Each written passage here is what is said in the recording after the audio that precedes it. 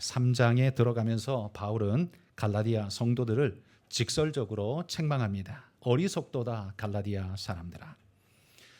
요 근래에 새로 우리 한글 성경이 번역된 새 책이 하나 있습니다. 새 한글판이라는 판명으로 우리 성경책이 하나 새로 번역되어 나왔는데요. 거기 보면 이렇게 이 3장 1절을 이렇게 소개합니다. 아, 생각 없는 갈라디아 사람들이요. 이렇게 쓰고 있습니다. 바울은 율법에 흔들리고 있는 갈라디아 성도들을 생각 없는 자로 책망하고 있습니다. 아무리 사도라고 해도 이거 너무한 거 아닌가라는 생각이 들기도 합니다. 그러나 바울의 입장에서는 이게 너무나 속 터지는 일이었습니다. 이게 뭐 약간 손해보고 말릴 정도라면 바울은 절대로 갈라디아 성도들에게 이렇게 말하지 않았을 겁니다. 그러나 지금 이건 한마디로 죽고 사는 문제입니다. 천국 가느냐 지옥 가느냐의 문제만큼이나 중요한 문제로 그들에게 있습니다. 이런 문제에 체면을 차리고 여유를 부릴 겨를이 있었겠습니까? 여러분, 자식이 한 발짝만 더 나가면 천길 낭떠러지에 떨어지게 된다면 부모의 심정은 어떻습니까? 머리채를 붙잡고서라도 끌어당겨야 하는 것이 그게 당연한 부모의 마음 아닙니까? 그런 위급한 순간에 이쪽으로 좀 와주면 안 되겠니? 이렇게 뭐 예의 차리면서 이야기할 수 있는 상황이 절대로 아닌 거지요. 그래서 바울은 그 심령이 답답한 마음으로 이렇게 터뜨리고 있는 겁니다. 그러면서 2절에 이렇게 질문합니다. 우리 2절도 새 한글판 성경으로 같이 한번 우리 자막으로 읽어보겠습니다. 여러분한테서 이것 하나만은 알아보고 싶습니다. 율법의 행위들의 기초에서 여러분이 성령을 받았습니까? 또는 듣고 믿은 것에 기초해서 받았습니까? 율법을 행할 때에 여러분들이 성령을 받은 겁니까? 아니면 여러분들이 말씀을 듣고 믿을 때에 성령이 임하신 겁니까? 여러분의 경험을 한번 돌아보고 대답해 보십시오. 이렇게 지금 질문하는 겁니다. 여러분, 이에 대한 대답은 사실 명확합니다. 이런 예는 고넬료 사건에서도 우리에게 분명히 예로 보여주고 있는데요. 우리 사도행전 10장 33절과 44절 우리 두 절을 이어서 읽어봅시다. 내가 곧 당신에게 사람을 보내었는데 오셨으니 잘하였나이다. 듣고자 하여 다 하나님 앞에 있나이다. 베드로가 이 말을 할 때에 성령이 말씀 듣는 모든 사람에게 내려오시니, 여기 성령이 언제 내려오셨다고 표현되고 있습니까? 베드로가 이 말을 할 때에, 베드로 입장에서는요, 이 말씀을 전하고 있을 때 성령이 임하는 걸 봤습니다. 고넬료 입장에서는요, 베드로가 전하는 복음의 말씀을 감격적으로 듣고 있을 때 그때 성령이 자기들에게 임하게 된 것입니다. 여러분, 이것이 바로 하나님의 선택이고 하나님의 대답이라는 거예요.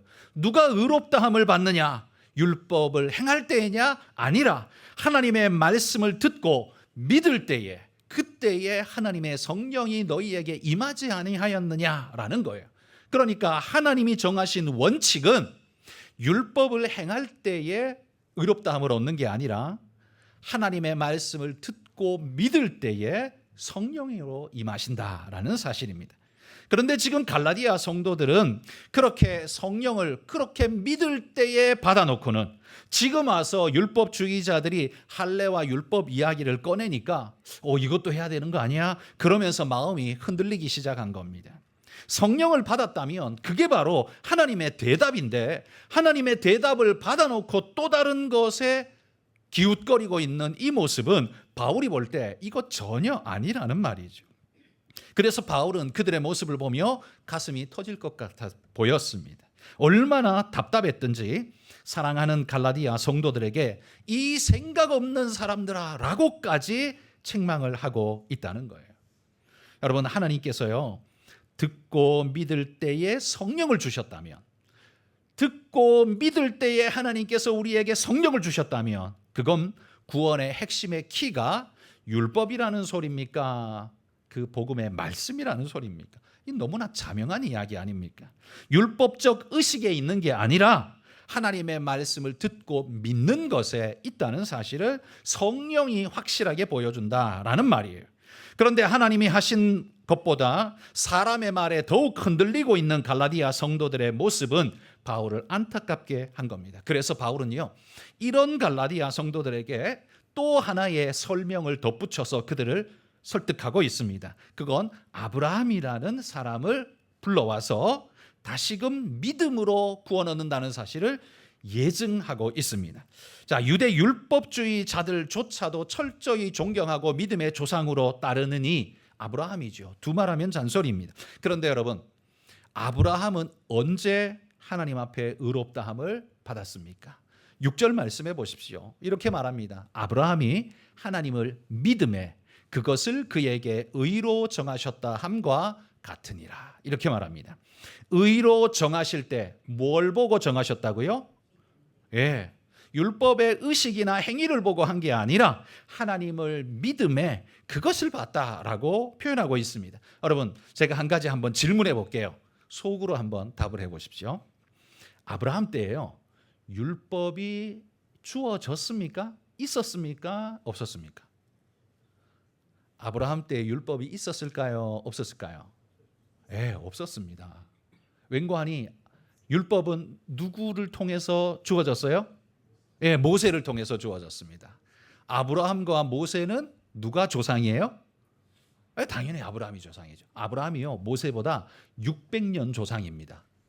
그러니까 율법이 오기 전에 이미 그 600년 전에, 갈라디아서에 보면 430년 이야기를 하는데 그건 그냥 통칭 꾸러미로 애굽에 내려간 그 시간만 계산했을 때 그런 거고요. 아브라함의 연도를 따지면 이게 모세하고 한 600년 차이가 나요. 그러니까 아브라함 때에 율법이 주어졌느냐? 아니요.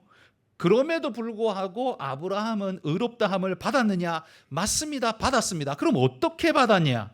여러분, 율법이 없었음에도 불구하고 의롭다함을 주셨다면 그건 이후에 600년 후에 오게 되는 율법은 의로움을 받는, 하나님의 의롭다 하심을 받는 핵심 키가 아니라는 사실을 증명하는 겁니다. 그거 없어도 이미 하나님은 의롭다 하심을 주는 다른 생명의 원리가 분명하게 있었다는 사실을 증명하는 거죠. 아브라함이 하나님을 믿음에 의롭다 하심을 얻었습니다. 율법주의자들이 그렇게도 높이고 우러르는 우리 조상 믿음의 선조 아브라함조차도 율법으로 구원을 얻은 게 아닙니다. 믿음으로 의롭다함을 얻은 겁니다. 그래서 7절에 이렇게 말하죠. 그런즉 믿음으로 말미암은 자들은 아브라함의 자손인 줄 알지어다. 그러므로 아브라함처럼 하나님을 향한 올바른 믿음을 가진 자는요, 이방인이든 누구든 상관없이 다 아브라함의 후손이 된다는 거예요. 육신적 후손은 아니지만 아브라함의 영적인 후손, 믿음의 후손이 된다고 말합니다. 그러면서 아브라함과 자손이 되면서 그의 축복의 상속자가 될 수 있다는 사실을, 된다는 사실을 증명하고 있는 겁니다. 그러면서 8절에 이렇게 말합니다. 갈라디아 3장 8절 우리 같이 읽어봅시다. 또 하나님이 이방을 믿음으로 말미암아 의로 정하실 것을 성경이 미리 알고 먼저 아브라함에게 복음을 전하되 모든 이방인이 너로 말미암아 복을 받으리라 하였느냐. 여기 말씀 잘 보십시오. 제가 빨간색으로 쳐놨는데 성경이 미리 알고, 뭘 미리 알았습니까? 바로 그 앞부분에 이야기가 나오죠. 하나님이 이방을 믿음으로 말미암아 의로 정하실 것을 성경이 미리 알고 있었다는 거예요. 무슨 말인지 이해되시죠? 이 말은 다른 말로 하면 이겁니다. 하나님께서 원천적으로 율법으로 의롭다 하심을 주시려는 계획은 처음부터 없었다는 말입니다. 그렇다면, 그러면 율법으로 구원을 얻는 게 아니라면, 그걸 통해서 의로움이 주어지는 게 아니라면 율법 왜 주셨을까요? 쓸모도 없는 걸 왜 주셨을까요? 쓸모가 없지 않기 때문에 주신 겁니다. 바로 이 부분은 제가 다음 주에 설교에서 좀 자세하게 설명을 드리고, 오늘 간단하게만 말씀을 드리면 율법은요, 하나님의 뜻과 방향성을 알게 하는, 알려주는 장치였습니다. 거룩을 향한 하나님의 부르심을 우리로 깨닫게 하고 어느 방향으로 나아가야 할지를 알려주는 표지판인데, 커트라인 표지판이었습니다. 이렇게 해야 돼. 이렇게 해야 돼라고 써 있는 표지판인데 방향은 알겠는데 그걸 감당하는 것이 내가 턱없이 모자라다는 걸 이 율법을 볼 때마다 헉 하고 느끼게 되는 거예요. 이 율법을 감당하기는 어렵지만 그러나 율법을 통해서 어디로 가야 하는지는 알게 되고 하나님의 방향성은 깨닫게 되었다는 거예요. 그러므로 여러분 이렇게 제가 질문을 바꿔서 한번 해볼게 한번 생각을 한번 해보십시오. 만약에요 율법이 주어지지 않았다면 우리는 어떻게 됐을까요? 하나님께서 당신의 뜻을 율법에 담아서 우리에게 말씀해 주신 그 율법이 우리에게 먼저 오지 않았다면, 주어지지 않았다면 우리는 어떻게 됐을까요? 그렇다면 인생은 하나님의 뜻이 무엇인지 아마 분간을 못할 겁니다. 율법에 하나님 말씀에 하나님의 뜻은 이거니 이렇게 하라 이렇게 말씀이 이야기하고 있는데 그것 자체가 아예 오지 않았다면 우리는 하나님의 뜻이 뭔지 모를 겁니다. 그리고 이렇게 하라 이건 죄다라고 말하고 있는 율법이 없었다면 우리는 선과 악을 어떻게 구분해야 하는지조차도 모르고 무엇이 선인지 무엇이 참인지조차 분간하지 못하는 존재가 되었을 겁니다. 그리고 하나님이 우리를 거룩으로 부르신다라는 삶의 방향성과 요청을 율법을 통해서 듣지 못했다면 우리는 어떻게 살았을까요? 그냥 살기 위해 사는 존재였을 겁니다. 그냥 죽지 못해 사는 존재로 살았을 겁니다. 인생 뭐 있나? 그냥 사는 거지. 죽지 못해 사는 거지. 여러분 이런 인생이 되어진다면 그 인생에서 무슨 영광이 나타나고 무슨 선함을 우리가 기대할 수 있을까요? 그렇다면 인생은 그저 한마디로 우리끼리 약속한 도덕 정도, 최소한의 기준 정도만 우리 질서를 위해서 그냥 지키고 그냥 대충 우리 그냥 알아서 살아가자 이 정도로 끝났을 겁니다. 하나님이 뭘 원하시는지, 인간이라는 존재가 왜 창조되었고 어떻게 살아야 합당한지, 그리고 우리를 위해 하나님이 예비하신 그 축복이 무언지 그것조차도 모른다면 인간은 그저 살아남아야 하는 짐승과 다를 바 없는 모습으로 살게 되었을 것이라는 말입니다. 그렇다면 우리 안에 있는 신의식은 신자나 불신자나 다 존재하거든요. 그럼 우리에게 율법은 없었지만 신의식은 희미하게 있었다면 우리는 그 하나님을 어떻게 부르고 어떻게 살았을까 생각해 보십시오. 아마도 거의 10중 8구 알라딘 마술램프의 지니처럼 필요할 때마다 비비면서 펑 하고 튀어나오라고 아마 불러대었을 겁니다. 여러분 그게 바로 우상숭배입니다. 우리는 우상숭배를요 하나님 아닌 다른 것을 섬기는 것 이걸 우상숭배라고 생각하는데 이것도 우상숭배지만 우상숭배는 또 다른 게 하나 있어요. 뭐냐 하면 하나님 아닌 다른 것을 신으로 섬기는 것도 우상이지만 하나님을 다른 존재를 섬기듯 그렇게 섬기는 것, 하나님을 하나님으로 섬기는 게 아니라 하나님을 다른 것처럼 섬기듯 다른 신을 섬기듯 그런 식으로 섬기는 것, 여러분 그것도 우상숭배입니다. 그러므로 하나님이 우리에게 말씀 주신 율법의 말씀이 없었다면 우리는 모두가 다 우상숭배하는 존재이거나 아니면 삶의 목적도 방향도 없는 그저 생존 자체가 목적인 그런 식으로 살아가는 존재일 뿐이었을 것이다 라는 말이에요. 그러니 율법이 우리에게 주어진 건 굉장한 의미가 있다라고 분명히 말할 수 있다는 말입니다. 자, 그러면 아브라함의 가치는, 존재 가치는 무엇일까요? 오늘 아브라함을 바울이 언급하고 있는데 아브라함의 존재 가치는 뭘까요? 아브라함 없어도요 모세 때 율법이 온 것처럼 그냥 모세가 태어났을 때 그냥 하나님이 율법 주시면 된 거 아닌가요? 굳이 아브라함은 왜 미리 600년 전에 미리 불러가지고 굳이 왜 그랬을까요? 안 불렀다고 아브라함이 자식을 못 낳았을까요? 사실 아브라함 이삭 말고도 여러 자식이 있었잖아요. 물리적 자식은 충분히 다른 아내를 통해서도 낳을 수는 있었을 것 아닙니까? 그러면 족보는 유지될 거 아니에요. 굳이 아브라함을 하나님이 왜 여기 등장시키는 걸까요? 아브라함의 존재 가치는 복음에서 어떤 자리를 차지하고 있을까요? 그건요, 이방이 아브라함 너처럼 믿음으로 구원받게 될 것을 네가 보여줘라. 내가 너를 통해 보여줄 거야. 여러분 한마디로 말해 믿음으로 구원 얻는 것에 대한 샘플로서 하나님이 아브라함을 택하셨다는 말이에요. 율법주의자들이 그렇게 찬양하는 아브라함은요, 사실 정확히 말하면 유대주의자들, 그러니까 유대인들의 구원의 샘플이 아니라 아브라함은 이방인의 구원의 샘플입니다. 놀랍지 않습니까? 세상에 그런 말은 들어본 적 없는데요. 아브라함은 유대인의 구원의 샘플이 아니라 이방인의 구원의 샘플이에요. 자, 한번 생각해 보십시오. 아브라함이 하나님께 부름받기 전에 혹은 부름받은 후에도 아브라함을 이스라엘인이라고 말할 수 있을까요? 구분할 때? 자, 이스라엘인은 뭐가 이스라엘인이에요? 네, 야곱의 후손. 그 계보 안에 있는 사람들이 이스라엘인이에요. 그런데 야곱보다 할아버지인 아브라함을 그 후대 사람의 족보에다가 끼워 맞춰서 이야기할 수 있느냐? 물론 조상이라고 말할 수는 있겠죠. 그러나 아브라함을 이스라엘인이라고 말할 수 있느냐? 약간 애매하다는 거예요. 그러나 오히려 아브라함을 창세기 12장에 등장하는 아브라함을 객관적으로 놓고 보면요, 하나님과 아브라함의 관계는 어떤 관계냐면 말 그대로 남들 중에 하나, 이방인이었습니다. 한마디로 말해 아브라함은 말 그대로 이방인이라는 거예요. 갈대아 우르에 살고 있는, 그것도 우상을 만들어 팔고 있는 집안의 아들로 태어난 어떤 사람일 뿐이었다는 말이에요. 한마디로 이방인이에요.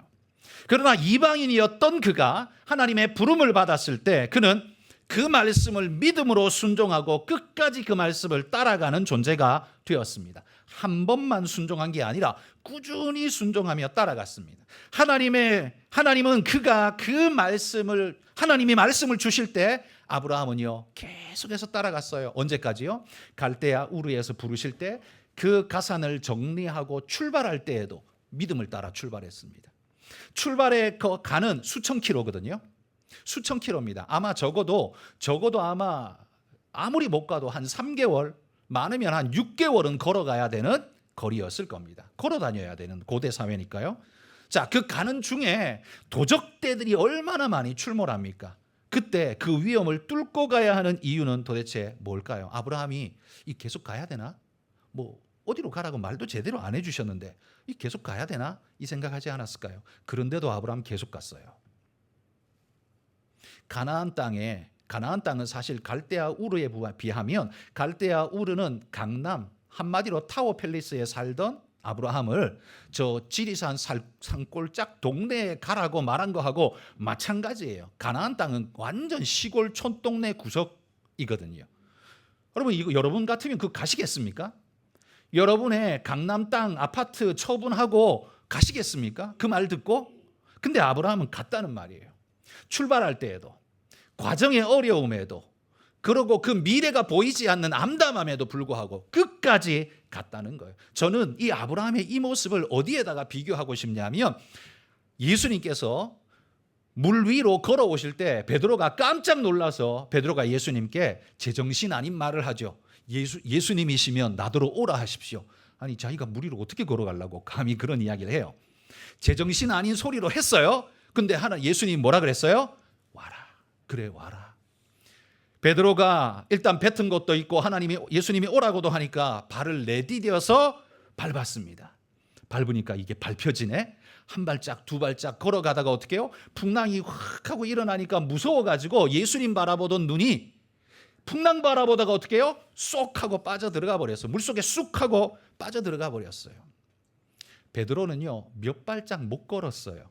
믿음 따라가는 게 절대로 쉬운 게 아니에요. 예수님이 내 앞에서 부르고 있어도 그 믿음 따라간다는 게요, 절대로 쉬운 게 아니에요. 그런데 생각해 보십시오. 아브라함은 하나님이 눈에 보였어요? 안 보였어요. 그 말씀이 계속 이야기했을까요? 아닐 거예요. 한 번 이야기하시든 아마 중간중간에 한 번 정도, 한두 번 정도 이렇게 중간에 이야기하시든 였을 거예요. 그런데 아브라함은요, 그 길을 포기하지 않고 끝까지 걸었어요. 지금 예수님의 그 사건과 베드로의 사건과 빗대어 보면 아브라함은 예수님께로 끝까지 걸어간 사람이에요. 베드로는 가다가 풍덩 빠졌지만 아브라함은 끝까지 걸어간 사람이에요. 무엇이 그로 하여금 끝까지 걸어가게 했을까요? 그게 바로 믿음이라는 겁니다. 그게 믿음이에요. 하나님을 확실히 믿기에 포기하지 않습니다. 방향을 바꾸지 않습니다. 어려움이 있어도 멈추지 않습니다. 그러기에 하나님께서 그 믿음을 보시고 의롭다, 의롭다 그렇게 인쳐 주셨다는 거예요. 그냥 교회 한번 왔다는 소리가 아니에요. 아브라함이 하나님 나 이제 하나님 믿겠습니다. 그랬다고 하나님이 의롭다 이렇게 당장 말한 게 아니에요. 생각해 보십시오. 갈대아 우르에서 가나안 땅까지 오직 믿음 없으면 절대 못 올 길, 절대 아무도 가지 않을 길, 그 길을 하나님 때문에 간 사람이에요. 이게 믿음이라는 겁니다. 여기서 우리가 한 가지 더 여러분이 꼭 알고 넘어가셔야 할 부분 있습니다. 성경에 보면 의롭다라는 단어를 많이 씁니다. 이게 한자로 쓰면 옳을 의자를 쓰기 때문에 옳다 이렇게 우리가 인정되고, 이 옳을 의자는 보통 도덕적 가치에서 옳은 것을 이야기할 때 우리는 이것을 사용하죠. 그래서 우리가 보통 의롭다라고 말하면 그걸 대치어로 도덕적이다라는 걸로 대치하고 싶은 마음이 우리 안에 많습니다. 그러나 여러분, 성경이 말하는 의롭다는 도덕적이다라는 말이 아닙니다. 이거 착각하시면 안 됩니다. 이걸 이렇게 착각하니까 무슨 소리가 나면 그러면 착하게 살면 구원받는 거 아니야? 이렇게 될 수 있는 거예요. 왜? 의로운 게 도덕적인 거라면. 그러면 착하게 살면 하나님께 의로운 것이고 그러면 구원받을 수 있는 거 아니야가 되는 거죠. 그러나 성경이 말하는 의롭다는 건요, 도덕적이다는 말이 아니에요. 도덕은 누가 기준 잡습니까? 그건 사람들이 기준 잡은 거고, 하나님의 성품을 투영받은 인생들이 그래도 옳고 바른 모습으로 잡아놓은 것이 도덕이긴 한데, 그러나 인생의 도덕이 완벽하진 않죠. 성경이 의롭다고 말할 때 그건 도덕적이다라는 말이 아닙니다. 핵심 포인트는 뭐냐 하면 하나님이 옳다고 인정해 주신다. 이게 의로운 거예요. 하나님이 옳다고 인정해 주시고, 그래, 그러기에 너는 내게로 와도 돼라고 하나님께서 불러주시는 것.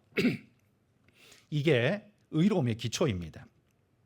그러니까 이건 이방인이냐 유대인이냐의 구분과는 사실 상관없습니다. 하나님이 옳다 여기실 때 무엇로 내가 옳다 인정해 주느냐 하면 믿음으로. 그걸 누구를 통해 보여줬어요? 아브라함을 통해서. 그래서 모든 믿는 자들이 하나님의 의로우심을 덧입게 되고 그때에 우리는 아브라함의 축복을 함께 누리는 존재가 된다라는 말입니다. 그래서 여러분, 저는 말씀을 듣고 믿느냐, 이게 우리의 신앙의 포인트고 하나님의 의롭다 하심의 포인트인데요. 저는 이걸 그냥 다른 말로 아브라함스러운 것, 아브라함이 믿음의 모든 걸 쏟은 것처럼 아브라함스러운 것, 이게 뭐냐? 믿음이다. 저는 이렇게 이야기를 하고 싶습니다. 그럼 반대로 이방스러운 것, 이건 뭘까요? 이건 이제 불신을 이야기하는 거죠. 아브라함은요, 믿음의 기준이 되어줬습니다. 갈 바를 알지 못했지만 부르신 그분의 말씀을 신뢰하고, 많은 문제가 있고 어려움이 있었지만 포기하지 않고 끝까지 그분의 말씀을 신뢰하며 끝까지 걸어갔습니다. 진짜 믿는다는 게 뭔지 보여주었습니다. 이게 아브라함의 가치이죠. 존재 이유입니다. 그러므로 9절에 보시면, 그러므로 믿음으로 말미암는 자는 믿음이 있는 아브라함과 함께 복을 받느니라, 이렇게 말합니다. 아브라함이 믿음으로 구원의 복을 받은 것처럼 믿는 자는 그가 받은, 아브라함이 받은 것과 같은 복을 누리게 될 것이다 라는 말이에요. 아브라함이 어떤 복을 누렸습니까? 하나님이 그의 이름을 창대케 해주고 구원을 주시고 그의 하나님이 되게 해주시고, 이 모든 축복, 이게 그와 함께 믿는 모든 자에게 주신 축복이라는 거예요. 아브라함과 함께 복을 받는다는 말은 아브라함이 우리에게 복을 준다는 말은 절대 아닙니다. 아브라함이 받은 것처럼 우리도 그 복을 받을 거라는 말이에요. 그러니까 이건 직렬이 아니라 병렬입니다. 아브라함이 나한테 복을 주는 게 아니고 하나님이 아브라함한테 복을 주신 것처럼 하나님이 내게도 복을 주실 거라는 그 말이에요. 자, 그리고 10절에 보십시오. 무릇 율법 행위에 속한 자들은 저주 아래에 있나니 기록된 바 누구든지 율법책에 기록된 대로 모든 일을 항상 행하지 아니하는 자는 저주 아래에 있는 자라 하였습니다. 율법에 속한 자들은요, 율법으로 의로움을 얻으려면 어떻게 해야 되냐면 단 하나의 죄도 지어서는 안 되고 율법이 요구하는 모든 명령을 100% 완벽하게 소화해야만 의로움을 얻을 수 있습니다. 자, 그런데 문제는 인간이 그게 가능하냐라는 거예요. 인간이 그게 가능하냐라는 거예요. 불가능하죠. 솔직히 여기 우리 모든 성도들 지난 한 주간 동안 단 하나의 죄도 안 지으셨습니까? 경찰이 와서 우리를 안 잡아서 가서 그렇지. 횡단보도 줄도 없는데 건너지 않았나요? 그렇죠? 횡단보도 줄도 없는데 아무데나 막 건넜고, 그죠? 대충 보고 얼렁뚱땅한 거 되게 많아요. 그거 다 끄집어내면 우리는 전부 다 죄인인데 다행히 그걸 말 안 해주니까 의인인 척 지금 하고 앉아 있는 것일 뿐이에요. 그러나 우리는 우리의 법령조차도 100% 다 못 지킵니다. 제대로 못 지켜요. 근데 여러분, 이 율법은 100% 지켜야만 의로움에 이를 수 있다면 이걸 통해서 인간 중에 누가 구원을 받을 수 있을까? 절대로 없다는 거예요. 웬만하면 1% 정도는 할 수 있지 않을까? 아니요. 절대로 못하는 거예요. 그러면 절대로 할 수 없는 그 법령 아래에 매여 있는 그 사람들은 여러분이 볼 때 어떤 사람들이에요? 불쌍한 사람이에요? 그렇죠. 불쌍한 사람들이죠. 그래, 성경은 뭐라고 표현하냐면요, 이걸 저주라고 표현합니다.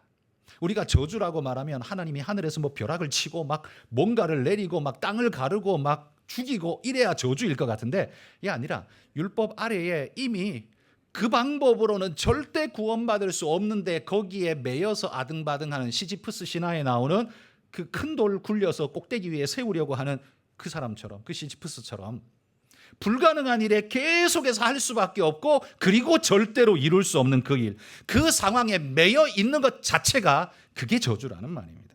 그 저주의 상태, 그게 인간의 상태라는 말입니다. 여기에서는 우리가 도저히 방법이 없는 거예요. 하나님 앞에서는요, 아무도 이 율법으로 의롭게 될 수가 없는 겁니다. 예를 들어 제가 한번 이렇게 설명해 볼게요. 여러분, 로마 시대에는 이 노예 제도가 뭐 당연한 거였습니다. 자, 한 집안에 노예가 있는데 주인이 이 노예를 그냥 팔아버리려고 시장에 데리고 갔습니다. 이를 데리고 갈 때 목에다가 끈을 매고 여기다가 가격표를 붙여 놓습니다. 그리고 이 노예가 정말 그 가치가 되는지를 사람들이 알아봐야 하는데, 그가 건강한지 아닌지 알아보는 가장 중요한 척도가 치아의 상태라고 합니다. 그러니까 이가 건강하면 이거 건강하고, 뭐 이가 다 빠지고 막 썩었고 막 상태, 그러면 먹는 것도 제대로 안 될 것이며 일도 제대로 못 할 것이고 얘는 상태가 안 좋다. 그래서 반값으로 후려칠 수밖에 없는 그런 존재가 돼요. 그리고 어디 부서진 데 없나, 상처난 데 없나 이렇게 뒤져보게 되죠. 그래서요, 홀딱 뺏겨가지고 그 위에 세워놓습니다. 뭐 수치고 뭐고 종은 그런 거 없으니까요. 그냥 세워놓는 거. 값이 써 있어요. 뭐 13개, 20세겔 뭐 이런 식으로 써놓겠죠. 얼마든지 간에 떡 써붙여 놓으면 그 값에 팔려가야만 그 사람은 다른 주인에게 갈 수 있습니다. 그런데 여러분, 그 사람이 여기 10세겔이라고 쓰여 있다고 쳐봅시다. 한 세겔은 노동자 4일 품삯이거든요. 그럼 10세겔이면 뭐 한 달 정도, 한 달 이상 정도의 값인데, 물론 뭐 그 이상 되겠지만 그냥 그 정도라고 치고, 자, 10세겔 뭐 40일, 그 정도는 내가 그냥 뭐 밖에 나가서 막노동이라도 해서 갚아서 내 종으로 해방되면 되지 않을까라고 생각하실 수 있지만, 종이 밖에 나가서 무슨 노동을 해서 돈을 벌든 그 돈은 누구 걸까요? 주인 거지, 자기 거 아니에요.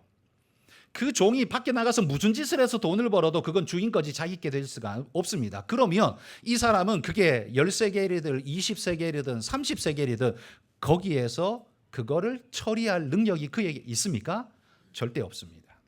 그 사람은 무슨 짓을 해도요, 자기 돈이 없어요. 다 주인 거지. 그러니까 이 매겨진 금액을 처리할 능력이 자기에게 전혀 없어요. 이 사람이 여기에서 벗어날 수 있는 유일한 방법은 뭐냐면, 누군가가 은혜를 베풀어서 자기를 사주는 것밖에 없습니다. 자기 안에는 답이 없어요. 자기 밖에서 누군가가 은혜를 베풀어서 자기를 사주는 방법밖에 없다는 말이에요. 예수님이 갈라디아 사람들을, 그리고 우리들을 그렇게 앞에 가격표 달고 200만 원, 100만 원, 200만 원짜리 이렇게 가격표 달고 서 있는 우리에게 주님이 찾아오셔서 당신이 그 값을 다 치르시면서 우리의 목에 걸려있는 가격표를 뽑아서 집어 던져버리고 너는 이제 더 이상 종이 아니다. 내가 너를 구속하였고 내가 너를 종으로 쓰려고 구속한 것이 아니라 내가 너를 자녀로 내 아들 내 딸로 삼고 나의 상속자로 삼으려고 내가 너를 구원하였노라. 여러분 이게 바로 은혜의 복음이라는 겁니다. 내게는 능력이 답이 전혀 없는데 하나님이 찾아오셔서 나를 구속하시고 은혜 주셔서 내 위치, 내 입장, 내 상황, 내 미래가 통째로 바뀌어버린 것. 이 복된 소식, 그래서 그것이 복음이 된 거예요. 종은 자기 능력으로 이 값을 치룰 방법이 전혀 없어요. 율법으로 우리가 율법을 완성해서 그 율법의 의롭다함을 얻을 수 있는 방법 전혀 없어요. 그게 우리의 현실이란 말이에요. 그래서 그 상태를 두고서 하는 말이 저주라는 상태의 단어를 쓰고 있다는 말입니다. 그러므로 여러분, 우리를 저주에서부터 복으로, 복과 저주의 전환 포인트, 율법이 가능케 하냐? No. 오직 믿음으로만 가능한 겁니다. 그런데 그걸 잃어버리니까 자꾸 뭐예요? 뭘 해야 될 것만 같은 거예요. 물론 약간 양심적인 느낌은 납니다. 내가 어떻게 그거 공짜로 뭘 좀 해야지. 양심적인 느낌은 나는데 그런다고 그게 되는 게 아니니까. 자, 한 구절 더 봅시다. 호세아 4장 6절입니다. 같이 읽습니다. 내 백성이 지식이 없으므로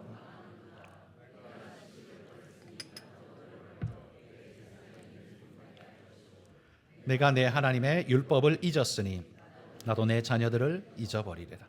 어리석은 이 백성은요, 은혜로만 가능한 것을 노력으로 성취하려고 아등바등하면서 다른 신, 다른 방법, 다른 제사를 찾았습니다. 하나님은 그게 얼마나 미련한 짓인지를 계속해서 이야기합니다. 호세아를 통해서 내가 너를 구속하는 건 네 값이 아니라 내가 그 값을 치르고 너를 무한한 사랑으로 너를 사온다. 너는 다른 것 바라보지 말고 나만 바라봐라. 그러면서 사오시는 거예요. 그게 하나님의 마음이라는 겁니다. 아브라함을 보면서도 구원이 믿음으로 주어진다는 사실을 보지 못하는 지금 이 갈라디아 성도들, 그리고 유대 율법주의자들, 그들은 지식이 없어서 망하게 되는 겁니다. 13절에 이렇게 말합니다. 그리스도께서 우리를 위하여 저주를 받은 바 되사 율법의 저주에서 우리를 속량하셨으니. 율법의 저주에서 우리를 건져내신 것은 율법 준수가 아니라 그리스도의 속량 때문입니다. 내가 그 돈을 다 갚았기 때문이 아니라 주님이 그 값을 치루어 주셨기 때문에 우리가 구원을 얻게 되었다는 말이에요. 아브라함의 복이 이방인인 갈라디아 성도들에게 여러분 어떻게 전달될 수 있었을까요? 그 아브라함의 복이 어떻게 이방 갈라디아 사람들에게 전달될 수 있었을까요? 14절 말씀입니다. 14절 한번 보십시오. 이는 그리스도 예수 안에서, 그리고 중간쯤 가면 믿음으로 말미암아, 그리고 끝에 가면 성령의 약속을 받게 하려 함이라. 자, 이 구절 속에 그리스도 안에서, 이게 구원의 조건입니다. 그리스도 밖에는 구원이 있습니까? 없습니다. 그리스도 안에서, 그리고 방법은 뭐예요? 믿음으로 말미암아. 믿어야 돼요. 물론 해서 구원 얻을 수 있으면 좋을 수 있겠지만, 근데 그게 우리에게 불가능해요. 하나님의 은혜를 거부하고 계속적으로 뭘 해서 구원 얻으려고 하는 사람의 심리 상태의 깊은 곳에는 뭐가 있냐면, 나 자존심 상한다. 나는 값을 치러야지. 나는 공짜 밥 안 먹어. 나는 뭐가 있는 사람이야. 그런 말 하고 싶은 사람이 그렇게 하는 것 아닙니까? 그런데 그게 우리에게 전혀 방법이 없다는 걸 알면 다른 방법 없어요. 엎드리는 것밖에 방법이 없습니다. 그리고 결론은 뭐예요? 결과는 성령의 약속을 받게 하려 함이라. 여러분, 믿음으로 말미암아 구원받는 거지 우리가 그걸 성취, 이룸으로 말미암아 받는 것은 아닙니다. 자, 마지막으로 한 가지만 제가 말씀드리고 오늘 말씀을 정리하겠습니다. 자, 그러면 여러분, 율법의 예식을 행하지 않아도, 율법 예식을 행하면요, 율법을 했으니까 내가 구원받은 것 같아, 뭐 증거라도 있잖아요, 율법을 한. 그런데 내가 믿음으로 구원받았다면 겉으로 드러나는 건 뭐 아무것도 없는데 도대체 무엇으로 증거를 삼으실 수 있겠습니까? 내가 구원받았던 증거를 도대체 무엇으로 확인할 수 있을까요? 하나님이 우리에게 증거를 주셨어요. 고린도후서 1장 22절 읽어봅시다. 그가 또한 우리에게 인치시고 보증으로 우리 마음에 성령을 주셨느니라. 뭘 주셨어요? 성령을 주셨어요. 성령으로 인치셨다. 인이 뭐예요? 도장이잖아요. 도장. 성령으로 도장 찍으셨다는 거예요. 계약서에 도장 찍으면 그걸로 발효, 효과, 시작 되지 않습니까? 그 사람의 이름이 도장 찍힌 것은 그 사람의 인격과 그 사람의 모든 것이 거기에 함축되어 있습니다. 반드시 책임지겠다는 약속입니다. 하나님이 그걸 성령으로 도장 찍으셨다는 말이에요. 그러니까 이걸 비유적으로 표현하면 이거예요. 하나님의 인감 도장이 뭔 줄 아십니까? 성령님이십니다. 약속하신 성령으로 도장을 찍으셨다는 말이에요. 그러므로 이방인이라 할지라도 여러분 성령을 받았다면 그러면 그건 뭐가 되는 거예요? 하나님께 보장을 받았다는 이야기 아닐까요? 맞습니다. 맞아요. 자, 하나님이 내 안에, 성령이 내 안에 오셔서 성령 받았다라는 것, 사실 이건요 구약 이스라엘 백성들에게는 정말 상상도 할 수 없는 이야기입니다. 구약 이스라엘 백성들은 이런 고백을 못했다고 합니다. 뭐냐 하면 하나님이시여 우리에게 임재하여 주옵소서, 이 말을 못했다고 합니다. 왜냐하면 우리 안에 죄가 있으면 하나님이 임재하는 순간 우리는 어떻게 될까요? 죽어버릴 수밖에 없어요. 빛이 많은 순간 어둠이 소멸되듯이 우리가 죄를 가지고 있다면, 어디에 어떻게 있는지도 잘 모르겠는데 우리 안에 죄가 있다면 하나님이 임재하는 순간 우리는 죽어버릴 수밖에 없어요. 그래서 구약 이스라엘 백성들은요 하나님 앞에 임재의 기도를 드릴 수가 없었습니다. 왜? 너무너무 두려워서 임재해 주십시오라는 말을 못했다고 합니다. 그런데 신약에 우리는 어때요? 날마다 찬양하면서 하나님의 임재를 노래하잖아요. 그건요 하나님이 그렇게 하시겠다고 약속하셨기 때문에 우리가 그거 할 수 있는 거예요. 성령을 너희 속에 주겠다라고 하나님이 약속하셨기 때문에, 우리 마음에다가 불도장을 찍어서 성령으로 도장 찍었다라고 말씀하니까 여러분 하나님은 약속하신 것을 반드시 이루실 줄 믿습니다. 율법을 하고 안 하고는 중요하지 않습니다. 하나님이 우리에게 이미 오셔서 보증하셨다면 그걸로 이미 모든 약속은 이미 보증된 것입니다. 그런데 여러분 아무에게나 하나님이 성령을 주십니까? 아닙니다. 아무에게나 성령을 주는 건 아닙니다. 오직 듣고 진짜 믿는 자에게만 하나님이 성령을 주십니다.